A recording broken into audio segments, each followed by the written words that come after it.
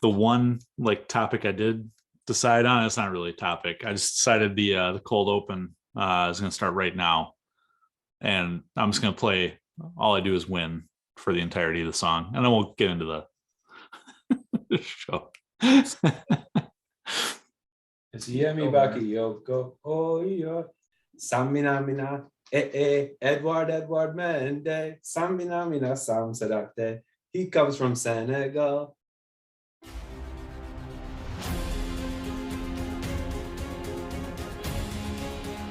And I think going out and get Saul was the top transfer of the market for Chelsea. Chesney could have been in the shower smoking a cigarette like he was at Arsenal, and we still would not have scored.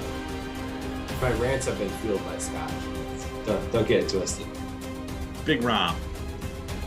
Man, fuck you. In Roman we trust, right? You and me are going to have a battle royale about Jorginho and diving.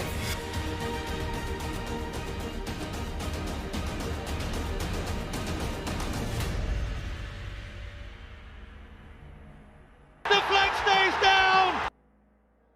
Welcome to the Flag Stays Down podcast. Another week with Parker in England, and at this point, Parker's staying in England until Chelsea lose, ripping up his passport. But you got me and Matt still stateside. So, Matt, I blew it. I had the intro for you, and I just introduced you right there. But I'll drop it anyways. Matt is the crossbar to this podcast, João Felix, and you can follow him at Matus Lee. You got me, Andy. if my account is ever activated, but hashtag technology. Yep. And of course you got me, Andy, at Comiskey North. I'm João Felix. Matt, how you doing? Doing good. Been a busy weekend. Just a lot of stuff going on with the basement. And we're kind of right at the precipice of my wife and the due date closely approaching. So right now, kind of any day, it could be the moment. So just kind of trying to get done what I can, and being there for her. So just kind of on pins and needles a little bit, kind of like watching a Chelsea game. But yeah, we're kind of used to that at a certain point. But yeah, all in all, doing well. Collins, how are you? You know, that was my other thing that got ruined in this podcast is Chelsea winning. I was starting to believe that Chelsea wasn't going to win again until baby Maciejewski was born. Born to clear all the sins of Chelsea fans. But no, I'm good. And this may be one of the last episodes that you're on for the next couple of weeks. And yeah. Just kind of weird that Parker being gone, and all of a sudden it's just, this might be a 2-person pod kind of interchanging for a little bit here. So little sad realization, but Nicole and I and Aiden are all excited for you. Of course. But yeah, it was good. Hit up the museum today. Took Aiden there. Went to Mecca and loaded up on some nachos, which is delicious. But overall, just a enjoyable weekend. I forgot what it's like to win. I know that's kind of the biggest thing I took away is like I almost didn't know how to feel. Right? It's like I'm used to a draw. I'm used to a loss. I forgot what it felt like to actually get 3 points. And granted, it was a nervy 3 points per usual, but 3 points is 3 points, right? We at this point we take what we can get. So yeah, it was one of those weird things. And obviously, Collins, you and I watched the game together at your place, and as soon as the goal was scored, I was not ready to celebrate yet. And your son and your wife were there. I'm like, wait. Who was offsides? That was my first thing. I'm like, who's offsides? Who had an inadvertent handball? Like, let me see what VAR has to say before I get all excited and start celebrating and overcommit.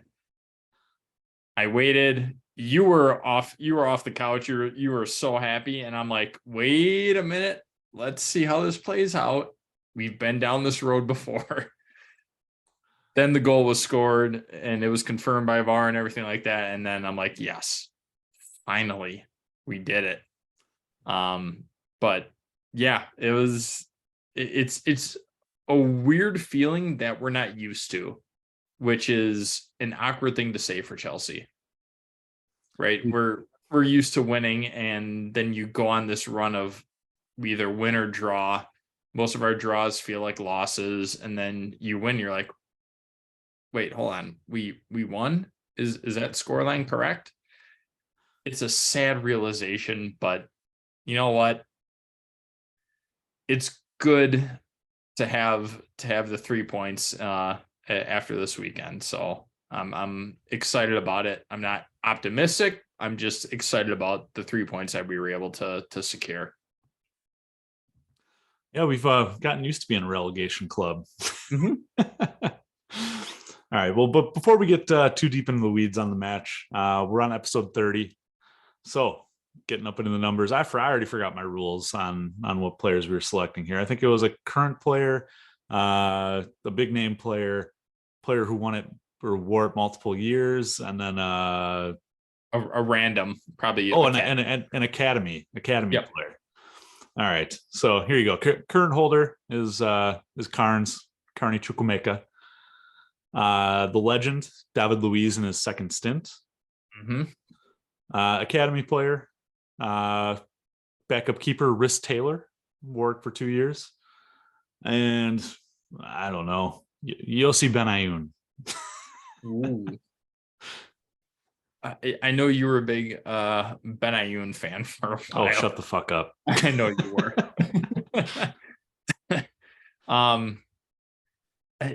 It's so hard for me. Like, as soon as you said his second stint, I'm like, oh, that. If you throw 4 into the mix, that's a whole different player. You throw 30 into it, I'm like,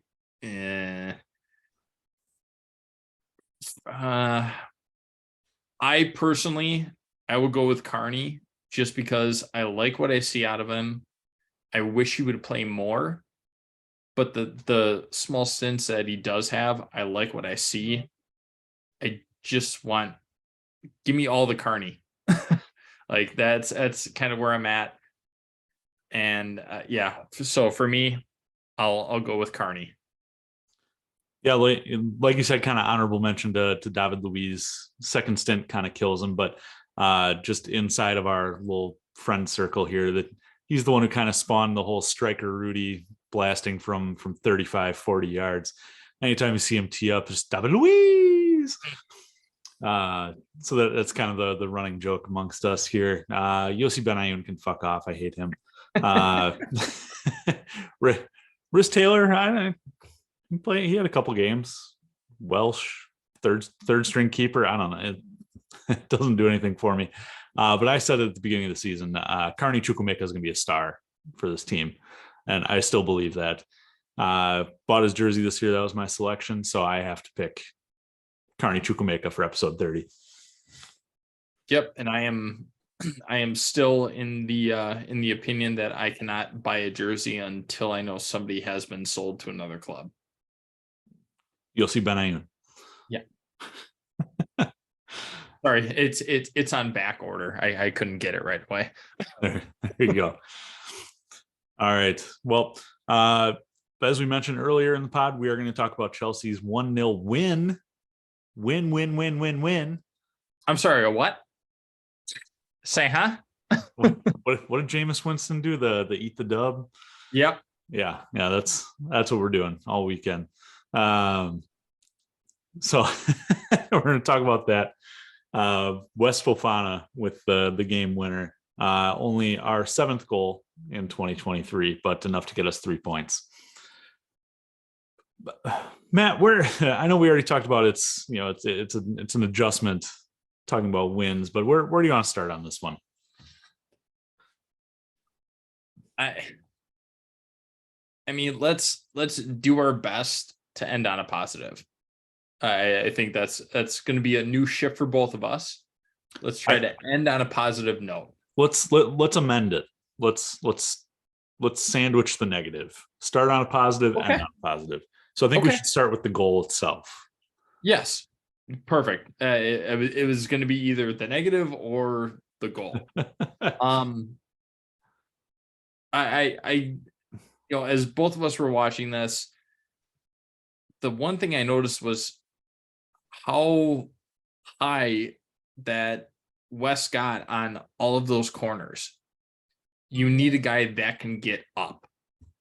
And he was probably a good 1.5 feet above everybody else on damn near every single chance that he got, or even when he went up, he was soaring up there.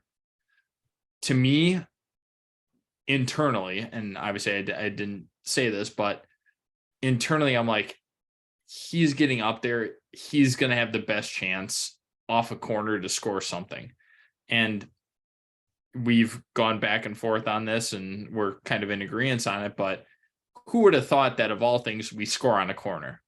We have had the issue it's still an issue of clearing the first man, right? That's our kind of internal drinking game is, well, doesn't clear the first man, drink.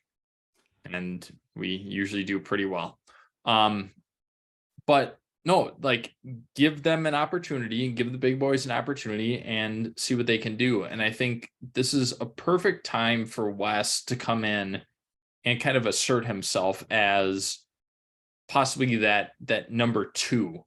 I think right now he's above Koulibaly. Argument could be made for Badiashile, but Badiashile has a little bit more play time because of Wes being out and stuff like that. And Badiashile has proved to be a very reliable center back. But I think now is a time where you have an aging Thiago Silva. I know he signed the 1-year extension, but it's a time where you need him to be more assertive, more dominant. You don't have Thiago back there. It's a chance for him to step up. It's an opportunity for him. And I think in his recent performances since coming back from injury, he is stepping up.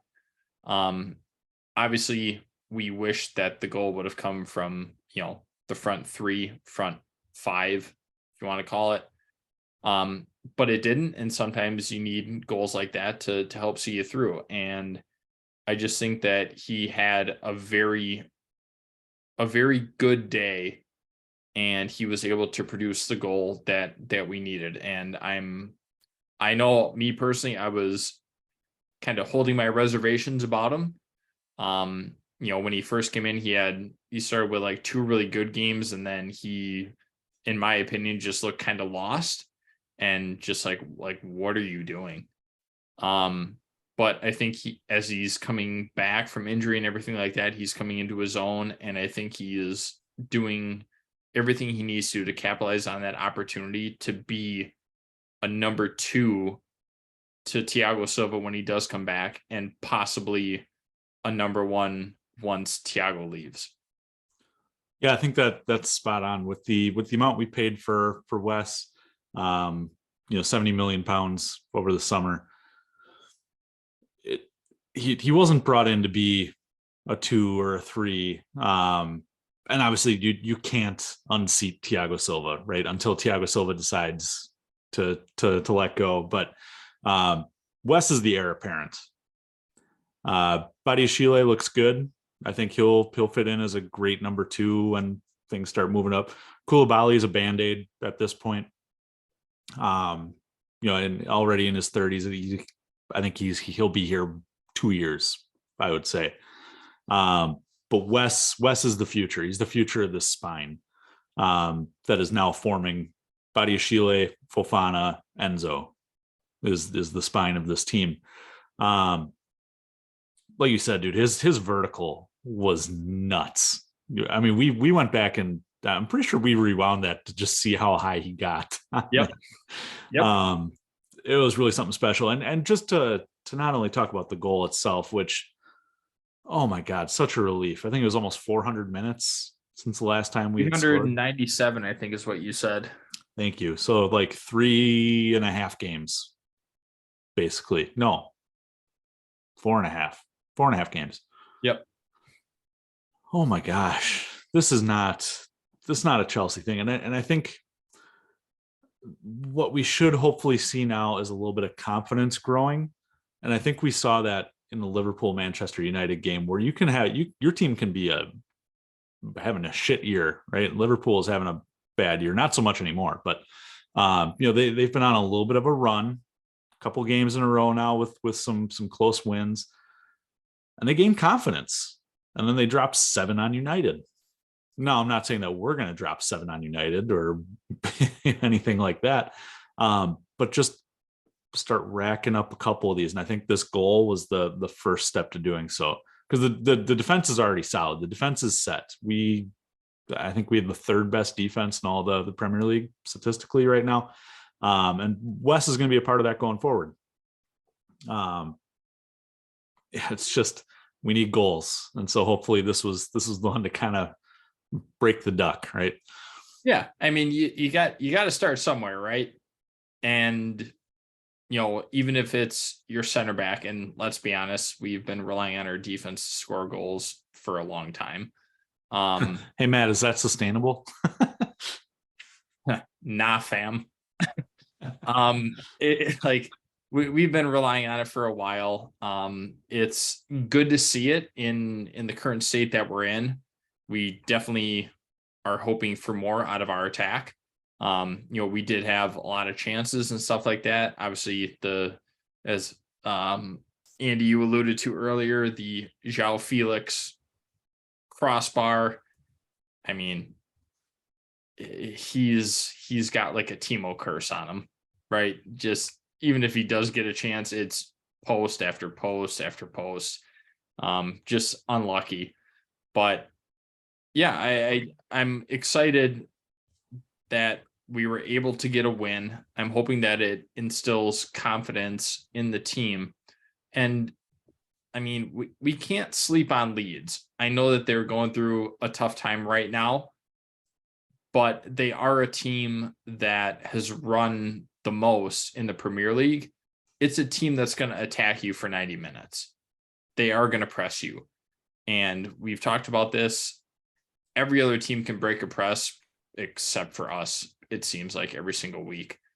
But they're a team that's going to come at you, and once they're down, they're going to push even harder.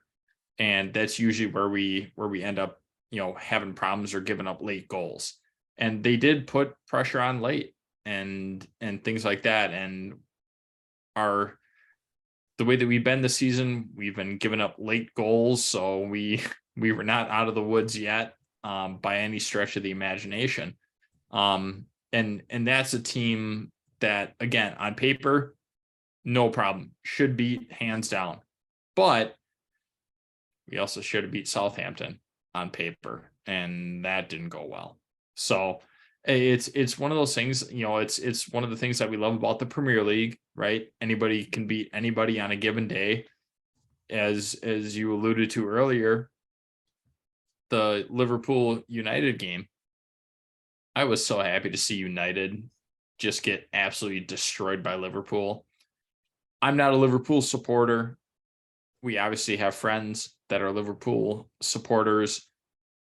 They've kind of been in a year somewhat similar to ours, where they had a really rough patch and everything seemed disjointed and everything. So, and they're still kind of mid-table as it stands, but everybody's saying, "Oh, United's back, United's back." Fuck off. I just love seeing United just get their shit handed to them. So I was honestly I was more happy about Man U getting their ass kicked than I kind of was over the Chelsea win. That may make me sound like a bad Chelsea fan. I completely understand that. I acknowledge it. But there's just something about it. One of your rivals getting shelled 7-0 that just you can't reproduce that. It's just so good. As much as I would love to shit on United this whole pod, I got to take it back to something that you were kind of alluding to there. And that was Leeds putting on pressure late. And, we only had a 1-0 lead. It's not like this is Chelsea of old where it's, 3-4 goals against a relegation club. It was 1 goal. We scored in 53rd minute. That sound right? 53rd minute, Fofana scores.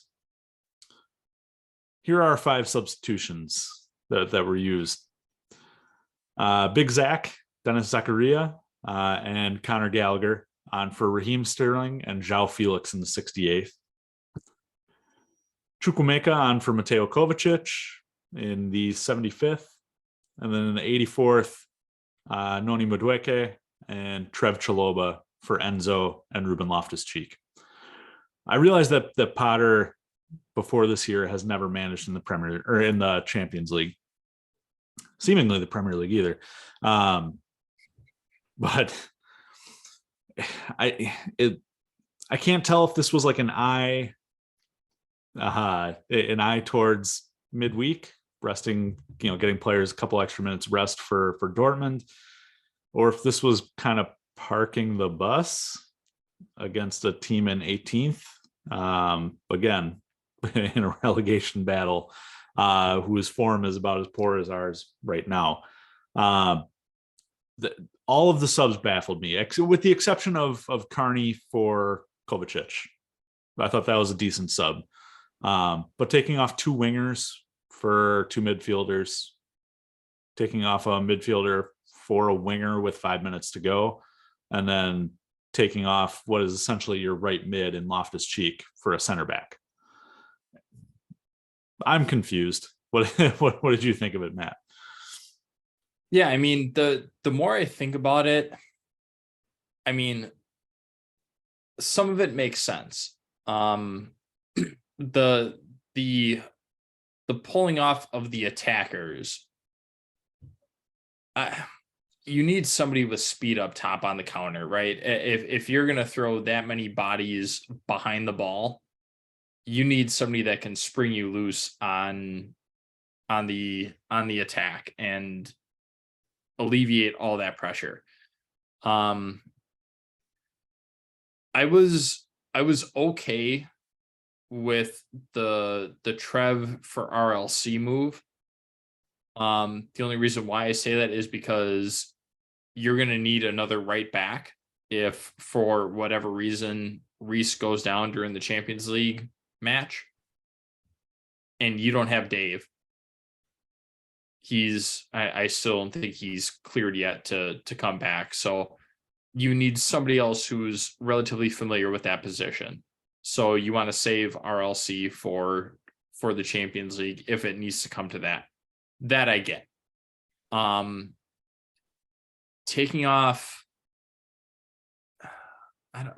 there's just so many things. Taking off Kova, yes, I completely agree. He's been battling injuries and stuff like that. So you give him, 70 minutes and call it good. I'm perfectly okay with that. You throw on 2 attacking mids in Carney and Connor. I thought Connor should have came on a little bit sooner.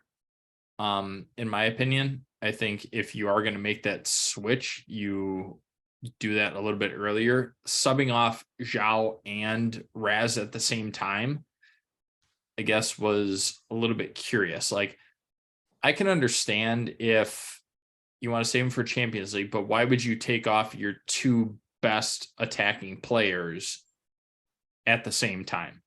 Because I feel like I've asked that every week. I know, because then everything changes. You can take one off, see what happens, and then if you need to make another sub, you can do it. I guess I'm not overly upset at the subs for what they were. I'm a little bit confused by the timing and who was taken off when. I feel like it could have been done better. Obviously the glaring hole, which I'm sure that we're going to kind of segue into, is going to be why Kai Havertz was honestly, why he was even at the stadium. But it's one of those weird things. I just don't know. Like, obviously we got the win, right? That's all that matters.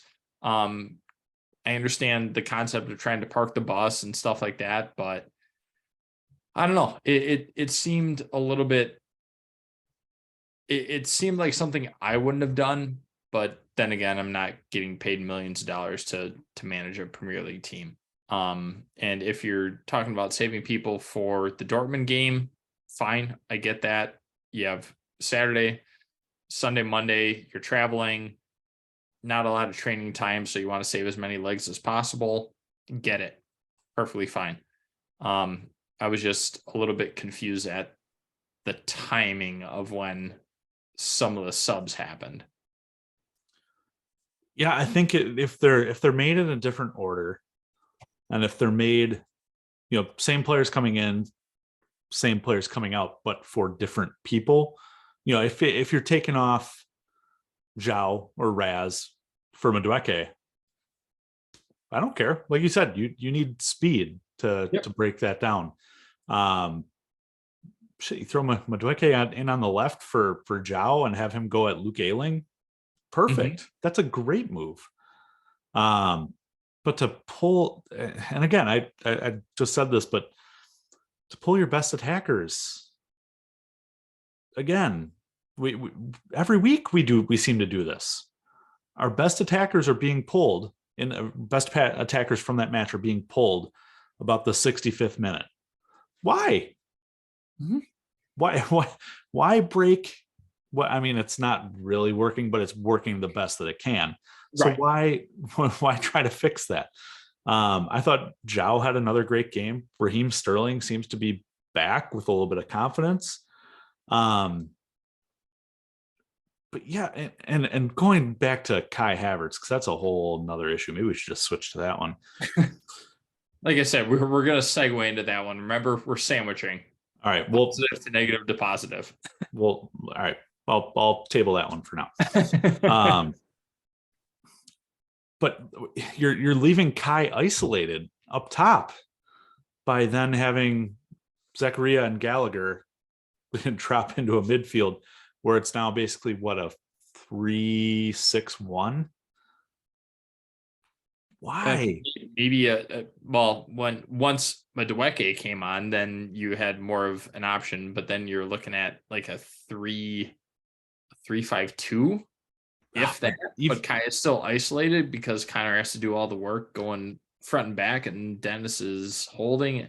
There's a lot of questions, right? And it, like, nobody knew what the shape of our team was once all those subs were on. Nobody had any idea. It was like it's like in basketball, just man mark. That's pretty much what it seemed like. Like, doesn't matter what position you play, just go defend somebody. Yeah, and I'm looking at who scored after that sub, after the first set of subs. Still had us in a 3-4-3 with Kovacic and Gallagher as your wingers. Just based on where they were on the pitch, like, yeah, on average. It was an interesting call, and honestly, that, I know I've said this once, I've said it a million times. That's like managing a mid-table club. You're up 1-0, park the bus, so to speak, and just hope to get out there with a 1-0 win. This is Chelsea. I feel like I need Emma Hayes to come on the pod and explain this. This is Chelsea. We're better than this. Matt, you and I know just from years of playing and coaching, if you let a team believe that there's a chance for long enough, they will come through on that. Mm-hmm. And you will drop your lead. And a team in a relegation battle who just fired their manager a couple weeks ago, they just hired Javier Gracia a week and a half ago, don't have a whole lot of time under him. They're struggling to score goals as it is. We were making fun of Somerville as we were sitting on my couch. you should be going after it. Where was Mihailo Mudryk? I don't understand why he didn't come on. I don't understand why Aubameyang didn't come on. You should be pushing for more goals, especially at home when seemingly you only have 2 matches to prove your worth as a manager anyways. Go balls to the wall. Don't play safe. I don't like it. Well, so I'm that's a great point. I 75% agree with you, which is pretty good for our standards.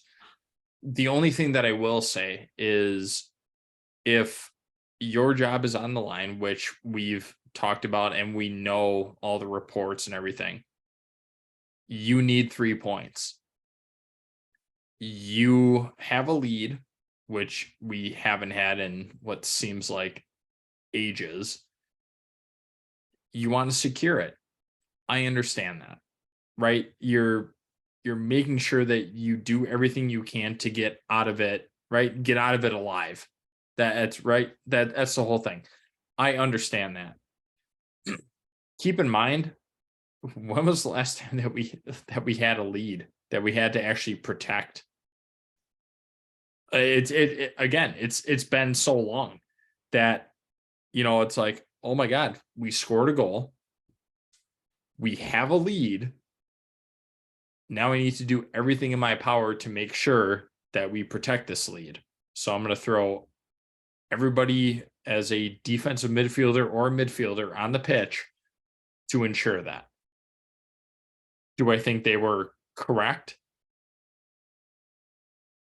The timing, terrible. Do I think they were correct? It wasn't the worst thing I've ever seen. I guess that's kind of the best way I can put it. My biggest concern, and this is going to be the same thing that we've talked about in multiple pods and even when we were watching the game. What the hell is Kai Havertz doing? What is his value? And that's a open-ended question. Why do you still have Kai Havertz out there, who can outrun anybody, whose first touch is similar to Yuri Mina's? I don't understand why he is still there day in and day out. And Collins, I know the point that you're going to bring up, so I'm not going to steal your thunder. But I just don't get why you wouldn't sub him off. Keep on Raz. Keep on João Felix. Move João Felix more central. He's got plenty of go in him. Raz has plenty of go in him. Leave them out there. Kai is just out there because he's a tall body. Honestly, that's what it seems like, right? Volleyball term. I'll drink after I get to my point, because I know that you're not doing that right now, right? Your tallest person, usually your middle or your opposite, right? Middle or right side, that's your tallest person. Almost 10 times out of 10. Are they good? Maybe, maybe not. Usually not. They're just tall. They're there to put up a block, and that's about it. He is the equivalent of a middle in volleyball, the way that I see him right now. Doesn't produce a whole lot. He's just out there because, well, he's tall. And he's out there for his quote-unquote hold-up play, which is dog shit to the nth degree. I don't understand why Kai is still out there when we have other creative solutions that could work or that should be explored. And especially if we're going to talk about the the resting players for the Champions League. Why? Aubameyang isn't on the Champions League roster. He's wasting away on your bench at the moment. If you're looking for a goal and then park the bus, why not start Aubameyang? It cannot be any worse than what we're seeing out of Kai Havertz. Kai Havertz literally slows the game down every time he gets the ball on the break. That's what Raz was doing earlier in the season, that he's not doing so much anymore. I don't understand what Kai Havertz has on Graham Potter. Pictures, maybe cheating on his wife, something. I don't know. There's got to be something there, because I don't understand how he plays 90 minutes every single match. You know, we joke about Mason Mount being Tuchel's son or Lampard's son. Kai Havertz is very easily Graham Potter's son. Doesn't matter who's who else is in the squad. Doesn't matter what's going on. We could have a fucking 400-minute goal drought. Kai Havertz is your striker. I don't understand that. At some point you have to change things up, even if it's just to give Kai a mental refresher day. if he's your number one guy, but you gotta at some point put somebody else there. I know earlier in the season we had Raheem Sterling playing up top as a false nine, and we scored a couple goals doing it. It looked decent. You know, what's to say João Felix couldn't play a false nine? I know that he can't play a real nine, but I think he has more skill than Kai Havertz and could probably play a false nine. I mean, that's basically what he did at Atletico. Yeah. He played a false nine. Like, that's in his wheelhouse to do that. He knows that. Or, you know, like we said earlier, where's Mihailo Mudryk? Pay all that money for him. What, you know, but you're telling me that if you were to offer him, like, hey, do you want to play 90 minutes? You got to play a false nine, but I'll give you 90 minutes, which he hasn't had yet for Chelsea. You tell me he wouldn't bite at that opportunity? Mr. Talent isn't enough? Mm-hmm. Come on, man. Like, there's got to be something going. Yeah, it's a weird situation, and we always talk about it. Why does Kai get 90 minutes? Why do you take off your best attacking players for the match in the 60th, 65th, 70th minute? For what? Why? They're providing more opportunity for the entire team than Kai Havertz. And then you're going to make decisions that leave Kai isolated, which he is even worse when he's isolated. He is even worse than playing a one touch or anything like that. He's worse isolated. He is not a 9. We're trying to turn him into a 9. Guess what? He's not. Give up on it. We've been trying it for 2 years. That's not him. Do I think he would serve at a better position? Absolutely. I really do. I could see him being a 10. I would be fine with him as a 10. He's not a 9, and we're trying to make him a full-blown 9. You see him succeed with the German national team. He's not playing a 9. He's not. Like, he is a creative player with given enough space. He can do what he needs to do. But if you isolate him, if you make him the focal point, that's not his game. It never was at Leverkusen either.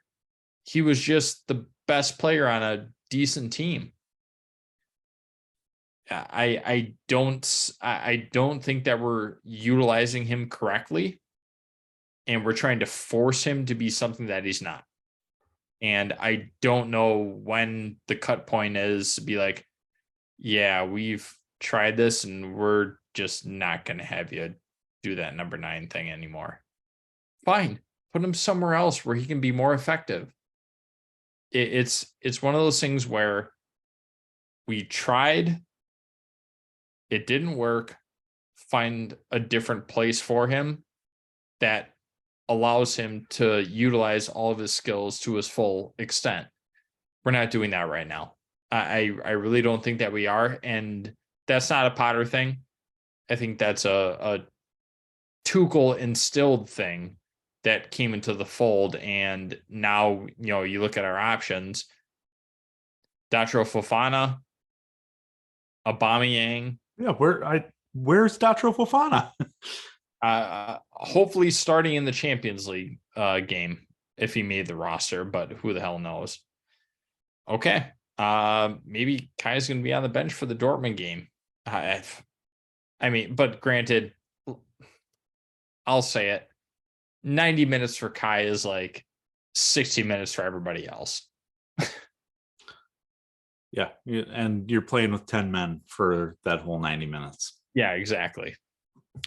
The one like shining light in all of this, because it's been very frustrating. I've been trying to hold out hope on Kai. You know this. Mhm. For I'd like to think longer than Parker. Because he's young and being played out of position and yada yada yada, but enough's enough, man. And now there's smoke about him wanting to leave if we don't make Champions League, which we're not going to. There's no way in hell we're doing that. And so it seems like we have fixed the defense. We should not be signing any more defenders for the foreseeable future. Although talks of Vardial have heated up again, from what I understand, which I think would be good if you're looking at somebody to replace Koulibaly, or if Trev is going to be on his way out. You need another solid back, and then Silva, he's got an extra year, and then we'll see what happens. But I do like that. So that would be my only, not to bigger parade, but that would be my only thing.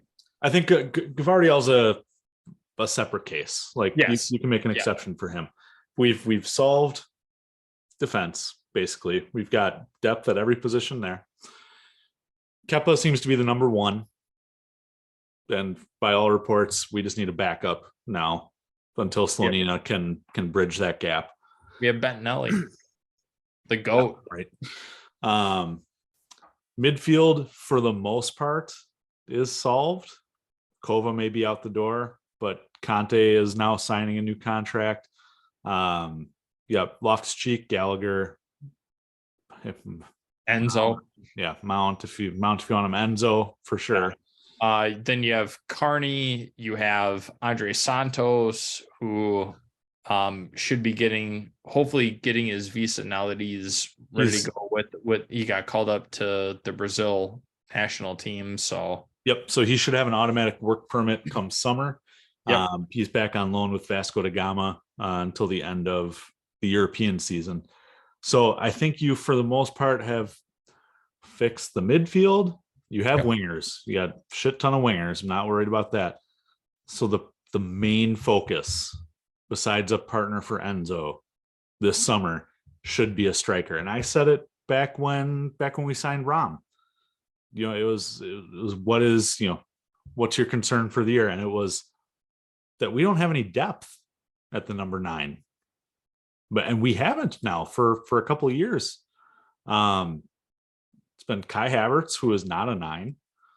It's been Rom, who is now gone and seemingly in exile forever. Mm-hmm. Michi, who couldn't break into the first team and is now gone. Aubameyang seemingly will be gone. Broya is out with injury. Yeah, Broya probably won't be back to 100%. I'm sure he'll play at the beginning of next season, but he won't be back to 100% till probably winter, I would assume. You need 2 or 3 striker signings. And I mean, one of them needs to be a big one. And I mean, you have Fofana, which he needs time to develop and stuff like that. He's only 20? Yep. So he needs time to develop. So who would be we'll get rid of the obvious striker that you want. Jovic. You asshole. Who would be your realistic signing looking at things now? Man, I don't know. We always bring this up probably like once a month, but things change all the time. So who would be a realistic signing that you think would do well and fill that void at that number 9? there's a big money signing, a risky signing, and just kind of a meh. Like, we'll see if that I like happens. I like So, it. Let's do it. My meh would be Bobby Chompers on a free. It would at least be someone who knows the Premier League, knows how to score goals, can be annoying, which is crucial. I've seen Harry Kane's name come up, but I think he has too much loyalty to Spurs. So in place of him, I would say Rom coming back and being put on a fitness plan, and someone making all of his meals, because he should not be allowed to make any of his own meals. And that's coming from a fat guy. No, you're down a bunch of weight. You've been doing well. How dare you?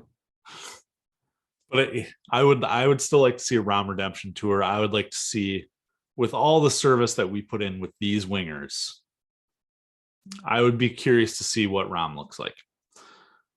Now, my surefire target would be Victor Osimhen from Napoli.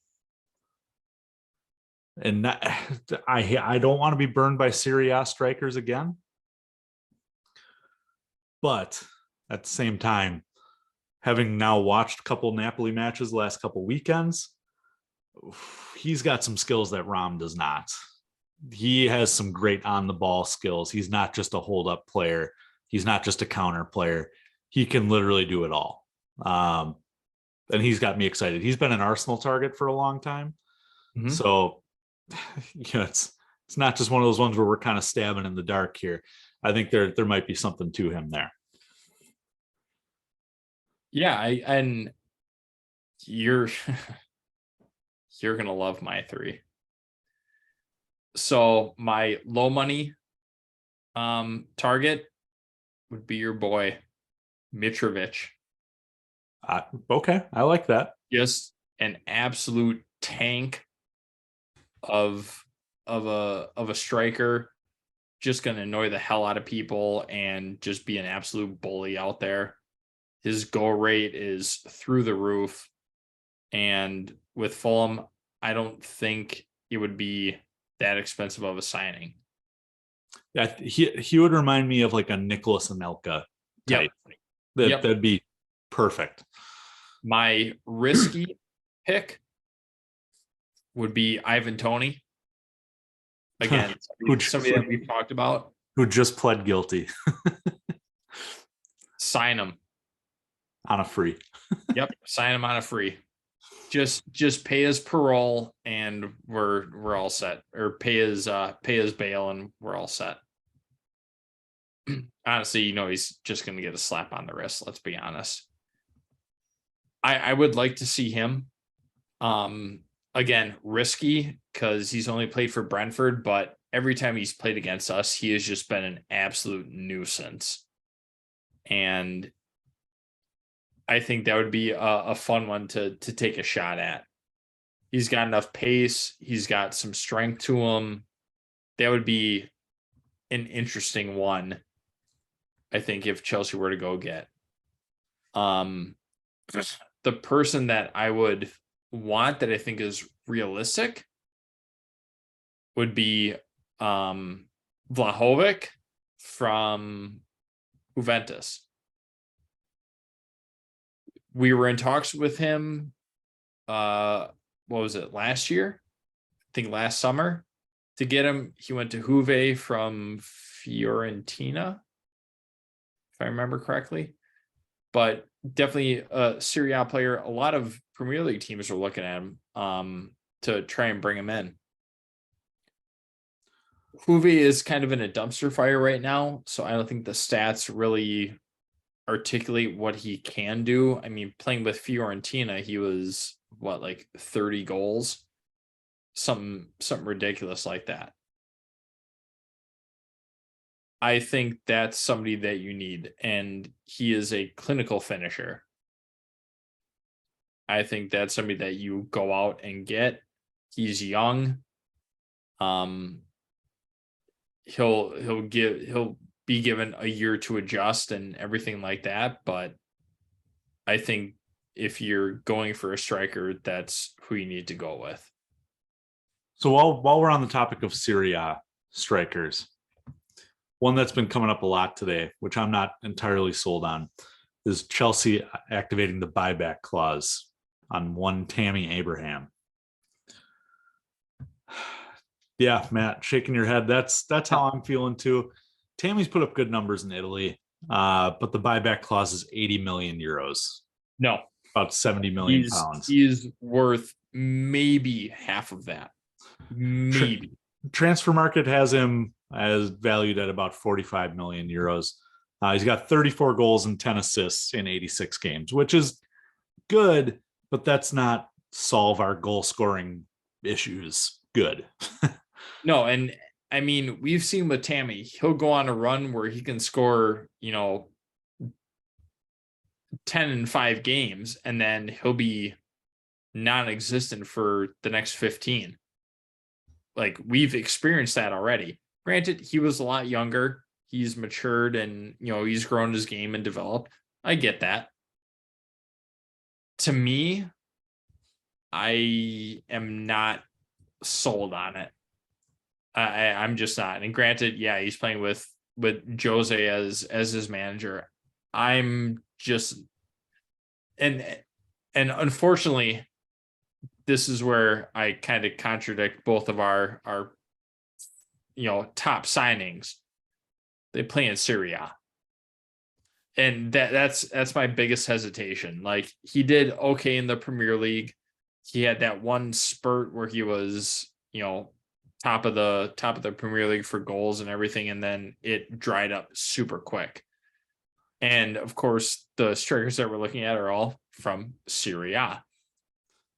I'm very hesitant to be like, oh, he played in the Premier League. He's grown. He's scored. Whatever your stats were, but you're coming back to what I think is a much more physical game, and I don't think he's ready for that. I still don't think he is that clinical finisher that we need. Tammy this year, and this is why he's not worth 80 million euros. 7 goals in 34 appearances, a goal every 316 minutes. Same as Chelsea. Kai Havertz, 32 matches, 6 goals. It's a goal every 382 minutes for him. You're replacing Kai with English Kai. Yeah. Yeah. It to me, I don't like it. I mean, I don't like the 80 million euro price tag. If you trigger him for, 35, maybe 40 as a on-off, one day one day the other, sure, I can live with that.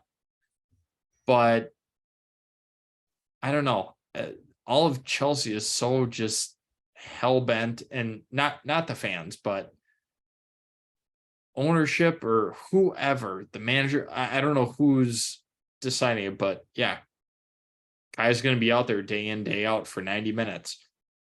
I don't get it. Like, why?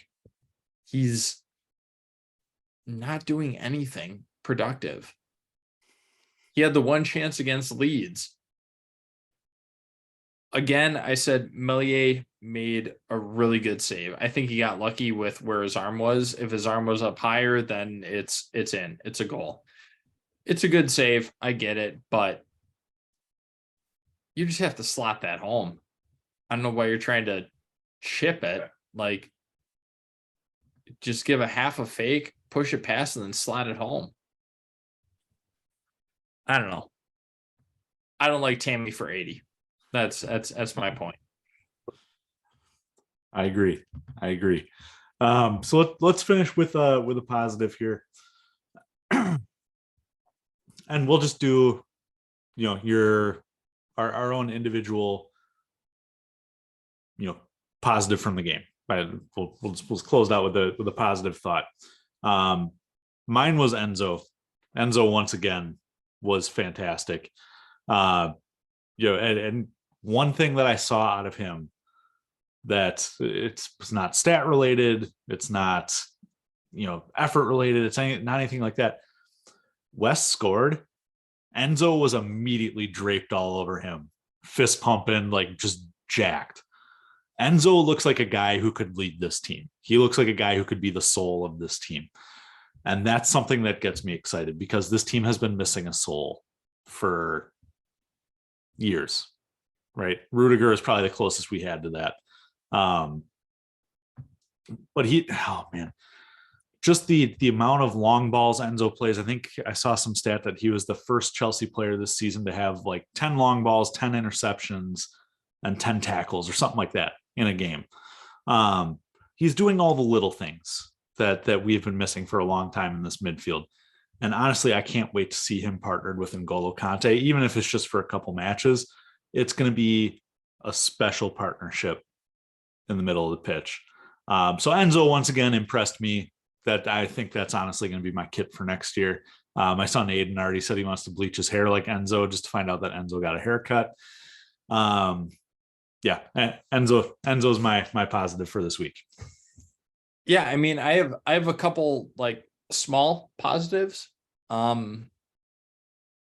me, it was our attack on the right was actually not bad without Reece James. Like, Reece didn't even suit up, right?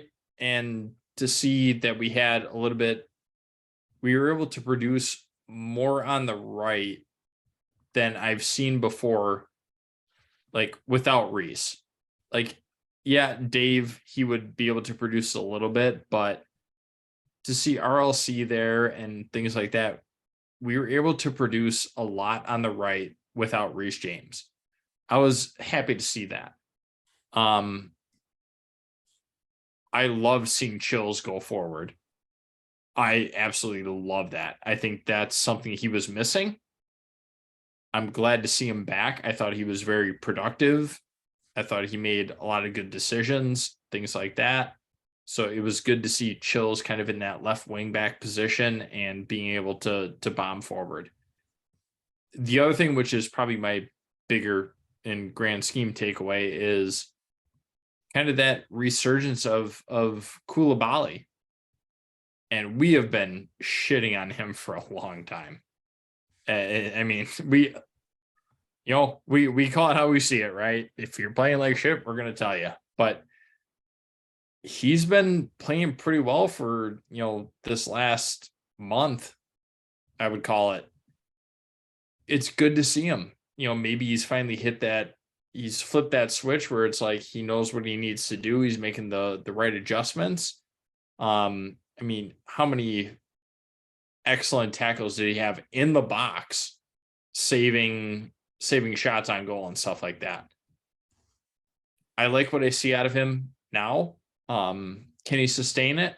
Again, that's $1 million question that you can ask of anybody within soccer or world football, but I like what I see out of him. I think he's kind of found his place. He knows what he needs to do, and to see him have this consistent run, I'm very happy about. All right, well, just kind of branching off of that here. Let's real quick run down our man of the match and man of the get the fuck out of here. So as always, you can catch both of these polls, our traditional man of the match poll and our not so traditional man of the get the fuck out of here, which is for the worst thing in the match. Just by following us on Twitter. Go check us out after every match at Flag Down Pod. Matt, we'll start with the man of the match poll. That was the more interesting one because we finally won. So there were a lot of positives. Mason, right at the heart of that, man of the match. How good a Chelsea performance was it? Yeah, I'm quite surprised I got man of the match, to be fair. So here are your choices, and we kind of touched, actually in the last 2 minutes, we've touched on all four of these guys. Wes Fofana, Benny Chills, Enzo, and K5. Or not K5, KK. Thinking J5.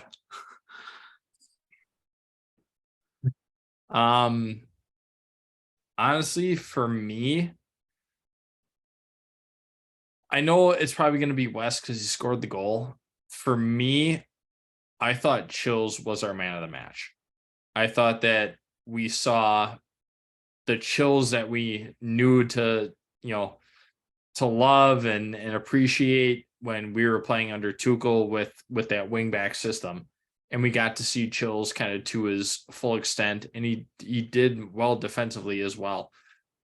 So me personally, I would say Chills.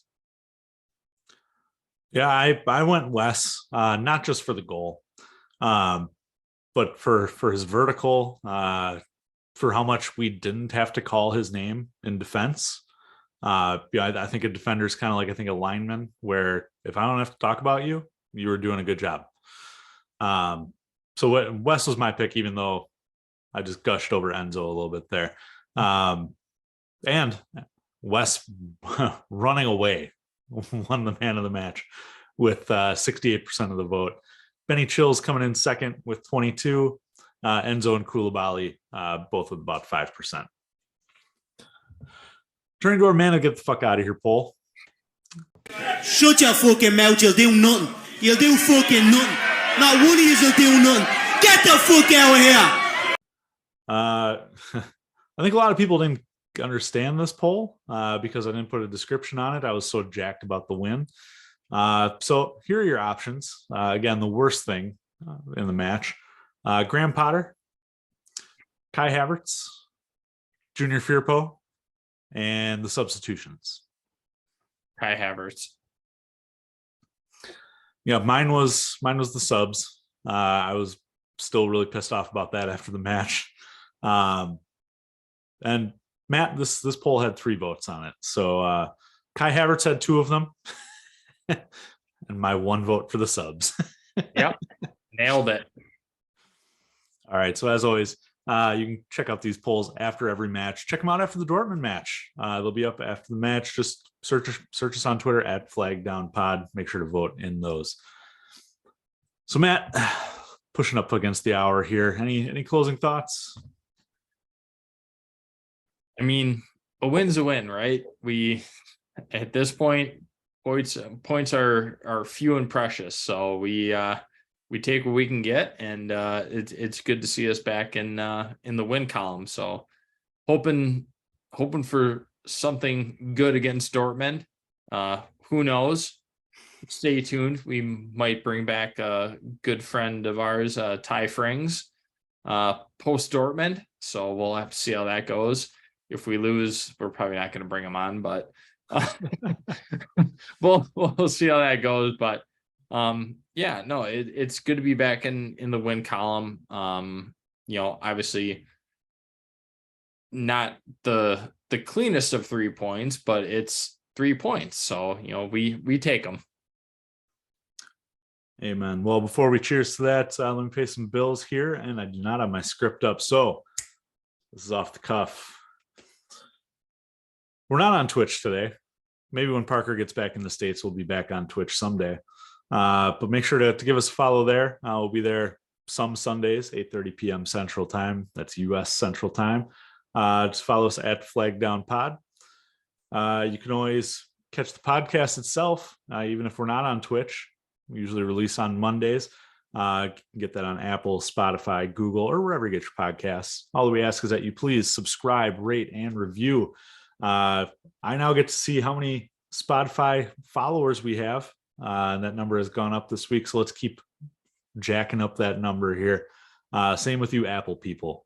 Let's have a contest. I don't know what we're going to do yet, but we'll do something. If you want to follow us on social media, the podcast is at FlagDownPod on Twitter, Instagram, and Facebook. Me, Andy, I'm on Twitter at Comiskey North.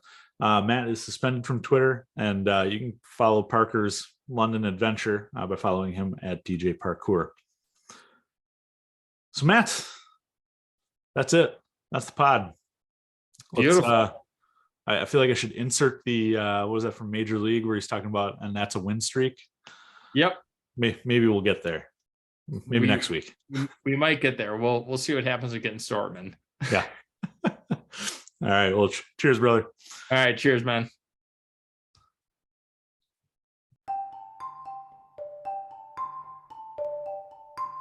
I'm all potted out.